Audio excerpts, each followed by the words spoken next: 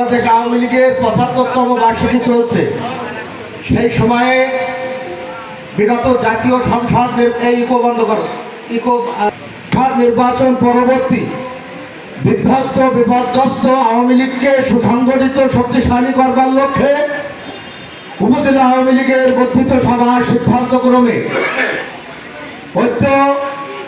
উপজেলার মধ্যে সর্বাধিক সুসংগঠিত শক্তিশালী এই গরিঘুনা ইউনিয়ন আওয়ামী লীগ কর্তৃক আয়োজিত আজকের এই কর্মী সভার শ্রদ্ধাভাজন সভাপতি এবং আজকের এই সভার সঞ্চালক এবং এই ইউনিয়নে নির্বাচিত আপনাদের ভোটে নির্বাচিত জনপ্রতিনিধি দক্ষ সংগঠক ইউনিয়ন আওয়ামী লীগের সাধারণ সম্পাদক উপজেলা আওয়ামী লীগের কার্যনির্বাহী কমিটির সদস্য বন্ধুবর জনাব হাবিবুর রহমানের সঞ্চালনায় প্রধান অতিথি হিসাবে একটু পরেই গুরুত্বপূর্ণ বক্তব্য প্রদান করবেন। প্রধান অতিথি হিসাবে এই ইউনিয়নের কৃতি সন্তান উপজেলা আওয়ামী লীগের সংগ্রামী সভাপতি শ্রদ্ধেয় জননেতা জনাব এস.এম. রুহুল আমিন। প্রধান বক্তা হিসাবে বক্তব্য রাখবেন উপজেলা আওয়ামী লীগের সংগ্রামী সাধারণ সম্পাদক শ্রদ্ধাভাজন বড় ভাই জনাব গাজী গোলাম মোস্তফা এবং উপজেলা আওয়ামী লীগের বর্ষিয়ান নেতা মুজিব আদর্শে আপসীন সাবেক উপজেলা আওয়ামী লীগের সাধারণ সম্পাদক জননেতা জনাব এইচ.এম. আমির হোসেন, সহসভাপতি শ্রদ্ধাভাজন তপন কুমার ঘোষ মন্টু। বক্তব্য রেখেছেন রাবিয়া ইকবাল, মহিলা আওয়ামী লীগের সভাপতি, নবনির্বাচিত ভাইস চেয়ারম্যান, আমাদের নবনির্বাচিত উপজেলা চেয়ারম্যান।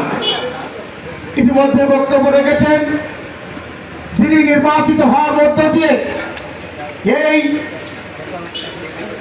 যে খণ্ডিত বিখণ্ডিত বিভক্ত আওয়ামী লীগকে পুনরুজ্জীবিত করতে সহায়তা করেছে। আপনারা ভোট দিয়ে নির্বাচিত করে সেই সুযোগ করে দিয়েছেন। জনাব মফিজুর রহমান মফিজ, আমাদের উপজেলা আওয়ামী লীগের কার্যনির্বাহী কমিটির সদস্য, জনাব শাহাদাত হোসেন, উপজেলা আওয়ামী লীগের কার্যনির্বাহী কমিটির সদস্য কে এম জাহাঙ্গীরকে দেখেছিলাম। ইউনিয়ন আওয়ামী লীগের বিভিন্ন স্তরের নেতৃবৃন্দ, নির্বাচিত ইউপি সদস্যগণ, ওয়ার্ড আওয়ামী লীগের সভাপতি সম্পাদক সহ সর্বস্তরের উপস্থিত সমবেত জনতা, সকলকে উপজেলা আওয়ামী লীগের পক্ষ থেকে, আমার ব্যক্তিগত পক্ষ থেকে আপনাদেরকে মুজিবের শুভেচ্ছা জানাচ্ছি। প্রিয় বন্ধুগণ, আপনাদেরকে জানতে হবে এবং বুঝতে হবে কেন এবং কি আওয়ামী লীগ একটি রাজনৈতিক সংগঠন। যে সংগঠন জন্মলগ্ন থেকেই এই গণমানুষের নেতৃত্ব দিয়ে আসছে এবং এই গণমানুষের কল্যাণে কাজ করে যাচ্ছে। রাজনৈতিক দলের প্রধান উদ্দেশ্য জনগণের আকাঙ্ক্ষা পূরণে, জনগণের ম্যান্ডেট নিয়ে রাষ্ট্র ক্ষমতা গ্রহণ করা এবং সেই রাষ্ট্র ক্ষমতা গ্রহণ করে জনকল্যাণে গুরুত্বপূর্ণ ভূমিকা রাখা।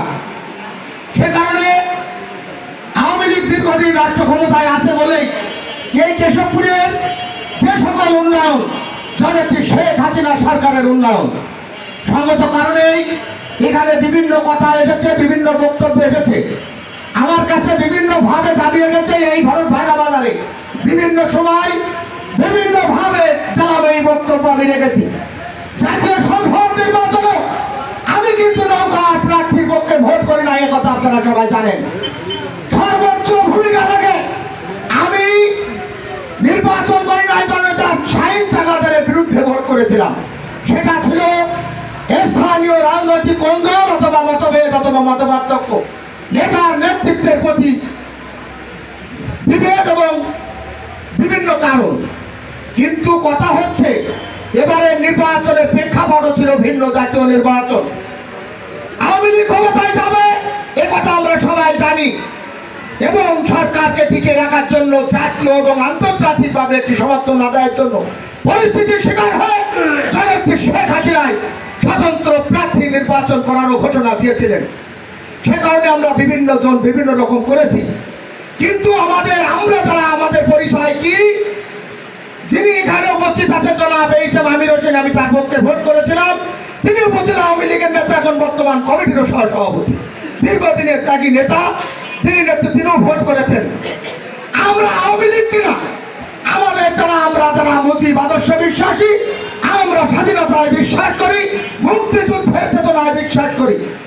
তাদেরকে আমরা যারা আওয়ামী লীগ মনে করি তাদেরকে অবশ্যই সংগঠনের কে ভালোবাসতে হবে, সংগঠনের প্রতি অবশ্যই আমাদের দৃষ্টি রাখতে হবে।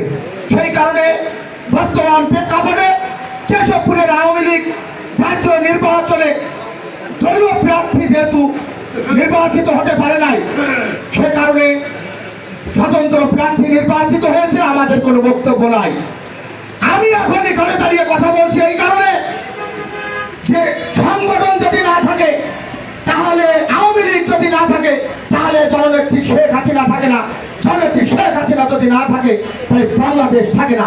সেই পরিস্থিতিতে এই কেশবপুরের উন্নয়নে সকল অংশীদার যা কিছু এখন পূর্বে হয়েছে, বর্তমানে যা হবে, বিভিন্ন জন বিভিন্ন ভাবে বলছেন এই যে উন্নয়ন কর্মকাণ্ড, রাষ্ট্র ক্ষমতায় জননেত্রী শেখ হাসিনা আওয়ামী লীগ, এই শেখ হাসিনা হলো আওয়ামী লীগের প্রধান।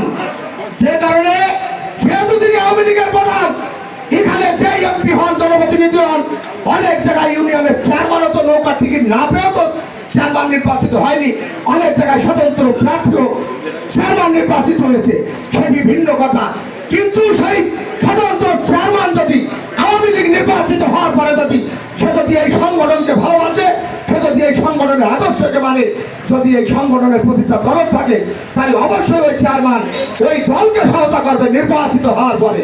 কিন্তু আমরা কি দেখলাম, আমরা ইতিমধ্যে আপনারা উদাহরণস্বরূপ আপনাদেরকে বলি, উপজেলা চেয়ারম্যান মফিজ নির্বাচিত হয়েছে, এখানে তো কোনো দল মনোনয়ন দেয়নি, অনেকেই আমাদের দলের প্রার্থী ছিল, তার মধ্য থেকে উপজেলা চেয়ারম্যান মফিজ হয়েছে। তাহলে মফিজ নির্বাচিত হয়ে সংগঠনকে প্রথম প্রাধান্য দিয়েছে, গুরুত্ব দিয়েছে, গুরুত্ব দিয়ে তিনি দলের কাছে পার্টি আমাকে ফিরে গেছে। সেই কারণে আওয়ামী লীগ তাকে গ্রহণ করেছে এবং একটি সংবর্ধনা আপনারা দিয়েছেন। কি কারণে?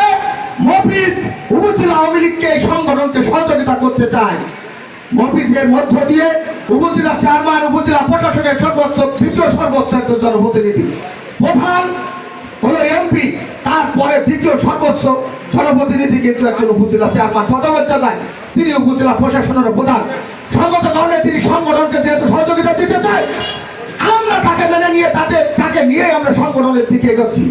কিন্তু দুঃখ এবং পরিতাপের বিষয়, ইতিমধ্যে অনেকে বুকে উন্না দিচ্ছেন না, বুকে কাপড় দিচ্ছেন না। কেন? কাকে হুমকি দেন, কাকে ভয় দেখান, কাদের বিরুদ্ধে ভয় দেখান?